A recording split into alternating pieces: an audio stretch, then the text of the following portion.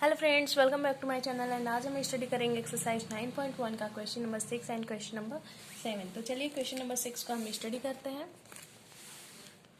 A 1.5 meter tall boy is standing at to some distance from a 30 meter tall building।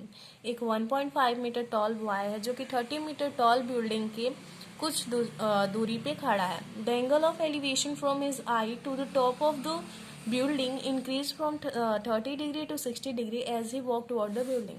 उसकी आंखों से building के top पे जो एंगल ऑफ एलिवेशन बन रहा है वो 30 डिग्री से 60 डिग्री इंक्रीज हो रहा है जैसे जैसे वो बिल्डिंग की तरफ बढ़ रहा है। Find the distance he walk toward the building. तो बताइए कि वो कितना डिस्टेंस बिल्डिंग की तरफ चला। तो चलिए सबसे पहले फाइंड करते हैं, फिगर ड्रॉ करते हैं। मान लेते हैं ये आपका बिल्डिंग है जो कि कितना मीटर लॉन्ग है, 30 मीटर टॉल, और ये आपका बॉय है जो कि 1.5 मीटर टॉल है। अब ये यहाँ पे जब है तो ये एंगल ऑफ एलिवेशन जो है वो आपका 30 डिग्री है। ये आपका ग्राउंड है ये, और जब ये यहाँ से चल के यहाँ पे आ गया तो ये जो है एंगल ऑफ एलिवेशन ये 60 डिग्री है। तो यहाँ से चल के यहाँ तक आया, यही डिस्टेंस हमें क्या करना है, फाइंड करना है। तो इसके लिए हम इजिली क्या करेंगे, सबसे पहले इसे फाइंड करेंगे। इसे मान लेते हैं ये y है, तो यहाँ पे फॉर्मूला क्या लगा सकते हैं इसको फाइंड करने के लिए, ये और ये। तो ये आपका 10 लगेगा क्योंकि 10 परपेंडिकुलर और बेस का बीच का रिलेशन होता है, tan theta is equal to perpendicular upon base.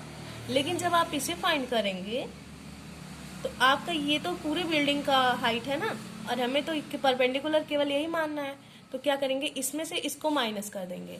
तो 30 माइनस 1.5, तो आपका ये जो है परपेंडिकुलर आपका 28.5 आएगा। ठीक है, तो चलिए फाइंड करते हैं। 10 60 degree is equal to perpendicular 28.5 upon y। 10 60 degree की वैल्यू जो होती है वो होती है √3। तो √3 is equal to 28.5 upon y। तो y इज इक्वल टू आपका आ गया 28.5 अपॉन √3। तो यहाँ पे √3 आपको पता होगा कि कभी भी डिनोमिनेटर को रूट में नहीं रखते हैं। तो रूट से हटाने के लिए इसको हम क्या करेंगे, ऊपर नीचे दोनों में √3 से मल्टीप्लाई करेंगे तो आपका कितना आ जाएगा 28.5 √3/3। तो ये आ गया आपका y का वैल्यू। अब देखिए, अगर आपको ये कैंसिल होता है तो इसे कैंसिल कर दो, अगर नहीं होता है तो फिर ऐसे छोड़ दो। 3 9 जा 27 एंड 3 5 जा 15। तो ये आपका आ गया 9.5 √3 मीटर आंसर। तो हमें फाइंड y की वैल्यू तो करनी नहीं है, फाइंड हमें क्या करना है, x की वैल्यू। तो इसके लिए अब हम क्या करेंगे, अब ये इसको अब 30 डिग्री को लेंगे। तो इसके लिए ये बेस जो होगा ये पूरा होगा ना, तो इसके लिए जो बेस होगा तो यहाँ भी हम वही फॉर्मूला लगाएंगे, tan theta is equal to perpendicular. तो यहाँ पे परपेंडिकुलर सेम होगा 28.5 एंड बेस आपका यहाँ पे x प्लस वाई बोथ हो जाएगा। तो tan 30 डिग्री यहाँ पे है ना आपका। tan 30 डिग्री का वैल्यू क्या होता है, 1/√3 is equal to 28.5 upon x plus y की वैल्यू आपकी कितनी है 9.5 √3। अभी ये क्या जाएगा, क्रॉस मल्टीप्लीकेशन होगा तो ये इधर आएगा और ये इधर जाएगा। तो x plus 9.5 √3 is equal to 28.5 √3।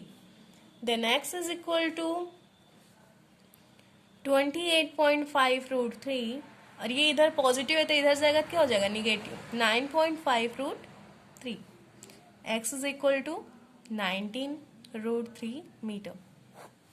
तो ये आ गया हमारा आंसर कि वो जो बच्चा था 1.5 मीटर टॉल वो अपनी जगह से 19.3 मीटर बिल्डिंग की तरफ बढ़ा था। तो ये हमारा क्वेश्चन नंबर 6 सॉल्व हो चुका है। तो चलिए अब क्वेश्चन नंबर 7 को सॉल्व करते हैं। तो क्वेश्चन नंबर 7 को सॉल्व करने से पहले हम सबसे पहले उसे रीड करेंगे, देन फिगर ड्रॉ करेंगे, फिर उसे सॉल्व करेंगे।